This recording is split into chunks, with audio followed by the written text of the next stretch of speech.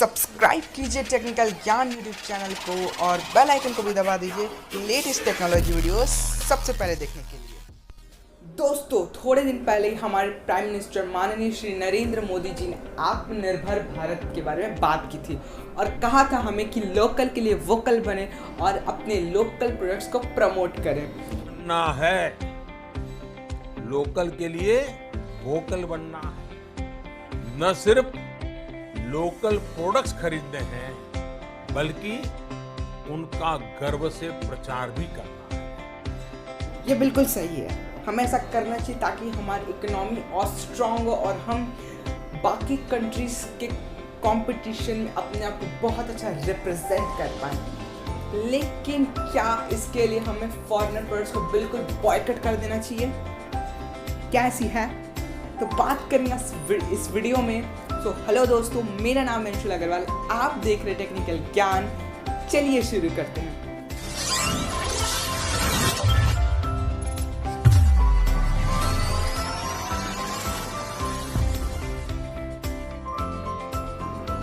तो गाइस, सबसे पहली बात ये निकल कर आती है कि हम जब विदेशी सामानों का बॉयकॉट करना चाहते हैं, सबसे पहले प्रोडक्ट्स जो आते हैं वो है चाइना के। कि क्यों हम सबसे पहले चाइनीज़ प्रोडक्ट पर कूदते हैं? इसके पीछे मेन रीज़न ये है कि जो चाइना की कंपनीज़ हैं, एक्चुअल में उन्हें कंपनीज़ का ओनर कम डेवलप करता है बल्कि वहाँ की कंट्रीज़ के गवर्नमेंट ज़्यादा डेवलप करती है। इसीलिए हम सबसे पहले चाइनीज़ प्रोडक्ट्स का बॉयकॉट करते हैं। इसके पीछे मेन रीज़न ये निकल कर आता है कि कंपनीज़ में ओनर से ज़्यादा चलती है वहाँ पर गवर्नमेंट की, क्योंकि कोई भी कंपनी का ओनर ये नहीं चाहेगा कि उसके कस्टमर का नुकसान हो, क्योंकि कस्टमर का नुकसान is directly proportional to company का नुकसान। बिल्कुल फैक्ट बात है ये। लेकिन चाइनीज़ कंपनी को उनकी गवर्नमेंट हैंडल करती है और जो गवर्नमेंट कहती है उसी अकॉर्डिंग कंपनी एक्शंस भी करते हैं। तो इसीलिए हम सबसे पहले चाइनीज़ कंपनी का बॉयकॉट करते हैं। लेकिन जो मेन बात वो निकल कर आती है कि बहुत सी ऐसी कंपनीज़ हैं जो हैं विदेशी लेकिन मैन्युफैक्चर इंडिया में करती है और बेचती भी इंडिया में ही। एग्जाम्पल में एक चाइनीज़ कंपनी है Xiaomi। उसके इंडिया में 7 फैक्ट्रीज़ है, ग्रेटर नोएडा और चेन्नई में मिलाकर, और नियर अबाउट 50,000 वर्कर्स वहाँ काम करते हैं और इसके लिए वो उन्हें पैसे भी देते होगी, जाहिर सी बात है। तो क्या इस कंपनी का हमें बॉयकॉट करना चाहिए?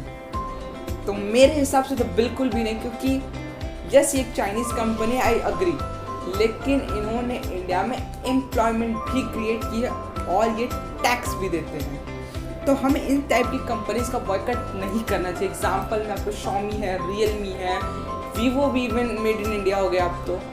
लेकिन बहुत सी ऐसी इंडियन कंपनीज भी है जो कूद कर कहती है कि हम इंडियन है, लेकिन एक्चुअली में जब आप उनके फ़ोन्स खरीदोगे या फिर कुछ प्रोडक्ट्स खरीदोगे तो डब्बा पलटोगे तो लिखा हुआ मिलेगा made in China. Example Micromax है, कार्बन, लावा एक्सेट्रा। लेकिन बहुत सी ऐसी कंपनीज जो हैं जो प्रोडक्शन भी बाहर करती हैं और बेचती है इंडिया में।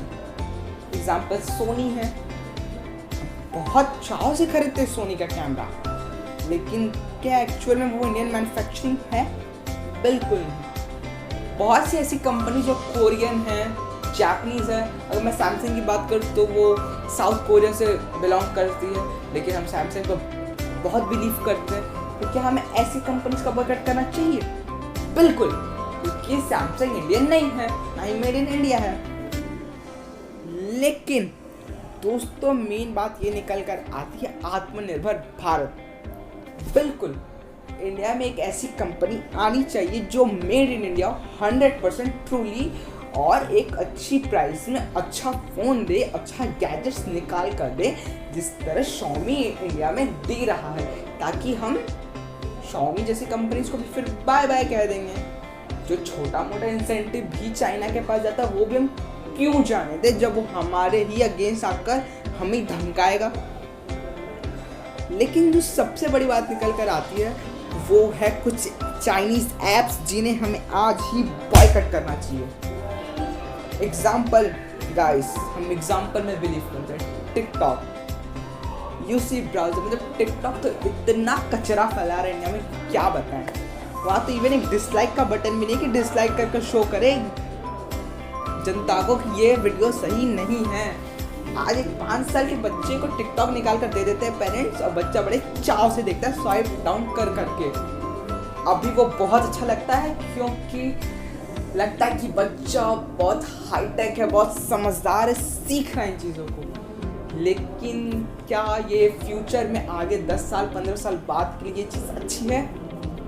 बिल्कुल भी नहीं, क्योंकि इसके पीछे मेन रीज़न कि उस बच्चे के दिमाग में बहुत सारा कचरा जा रहा है। एक्चुअली में टिकटॉक ऐसे टेक्स को प्रमोट कर रहा है, टिकटॉक अपने से बड़ों को रिस्पेक्ट नहीं देने से प्रमोट कर रहा है, टिकटॉक खराब कंटेंट को प्रमोट कर रहा है, पागलपंती को प्रमोट कर रहा है। मेन तो 15 सेकंड में पता नहीं क्या इतना इंटरेस्ट है मिलियंस को कि मतलब बड़े चाव से देखे जा रहे